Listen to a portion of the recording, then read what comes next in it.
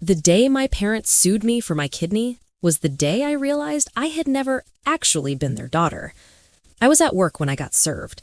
A uniformed deputy walked into the hospital administration office and called my name like I was a criminal. Inside the envelope, a civil petition requesting medical cooperation to save my sister's life. They weren't asking. They were demanding.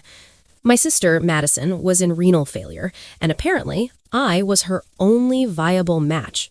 That's how they phrased it. Not daughter, not family, not even sister. Viable match. But this wasn't new. Nothing about my life had ever been equal. Madison was the princess. Blonde curls, pageant trophies, a white bedroom with a chandelier. My parents called her our miracle baby. I was the shadow. I cooked dinner starting at age 12. I did laundry. I missed prom because Madison needed a ride to a weekend retreat. When she got into college, they threw a party. When I got into college, they asked if I could commute to save money. "You're the responsible one," my mom always said. Responsible meant invisible. When Madison crashed her car at 19, I paid part of the insurance deductible. When she dropped out of school, I helped her find herself. When she maxed out her credit cards, I co-signed a consolidation loan. And now, they wanted my kidney. I said no.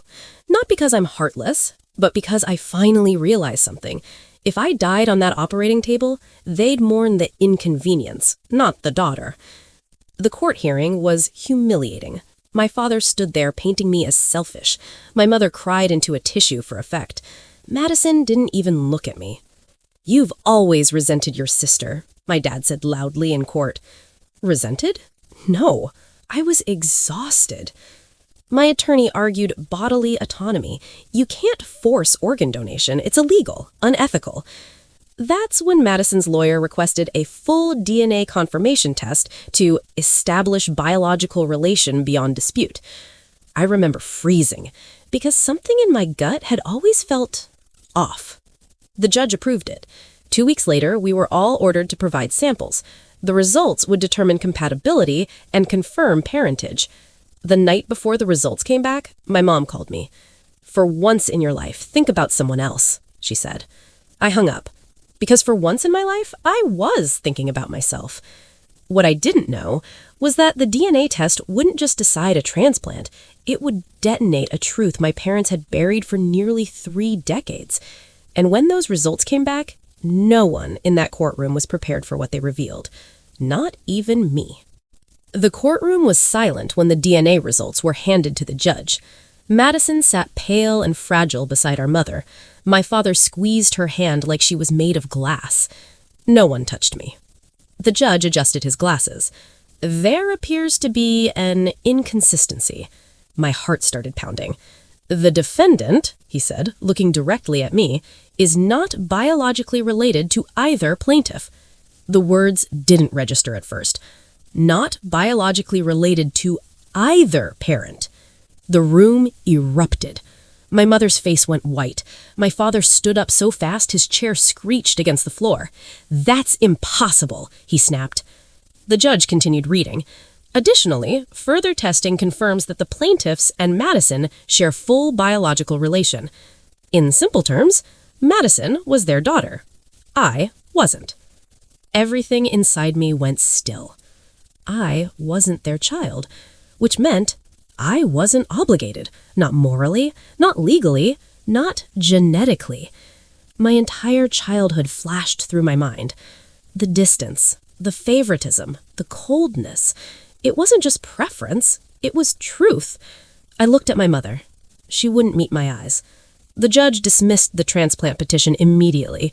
No biological relation meant no genetic obligation, even by argument. But that wasn't the bombshell.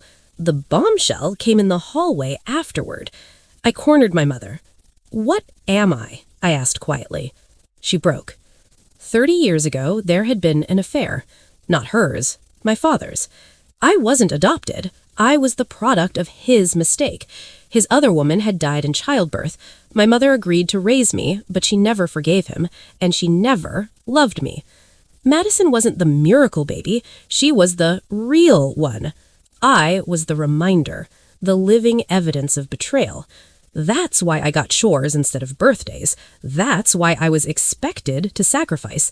That's why giving up my kidney felt like repayment for existing.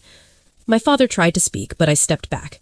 You sued me. You tried to legally force your mistake to fix your favorite. He didn't deny it.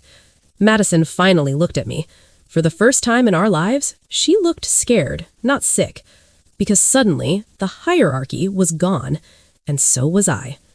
I walked away from that courthouse alone, but not broken, because now I understood something powerful. I was never the unwanted daughter. I was the inconvenient truth, and they had just exposed themselves to the entire world. What they didn't realize yet was that I wasn't done. 3 months after the DNA reveal, my father called me. Madison's condition had worsened. No match had been found. Insurance wouldn't cover experimental options. They were desperate again. But this time, there was no lawsuit, just silence, heavy with regret. I know we don't deserve it, my father said over the phone, but she's your sister. I almost laughed. Was she?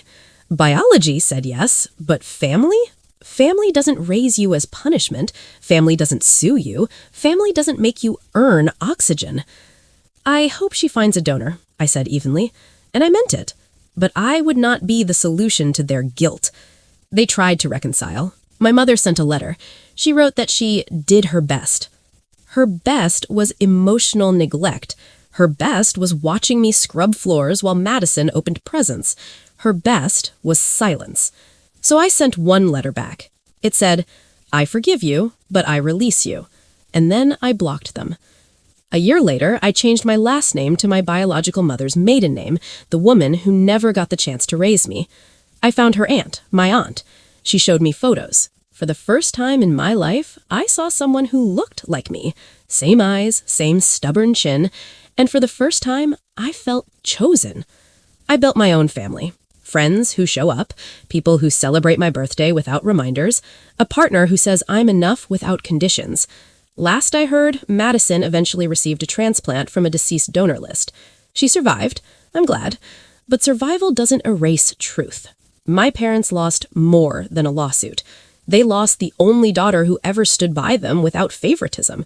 And the irony? The child they treated like a servant grew into the strongest one.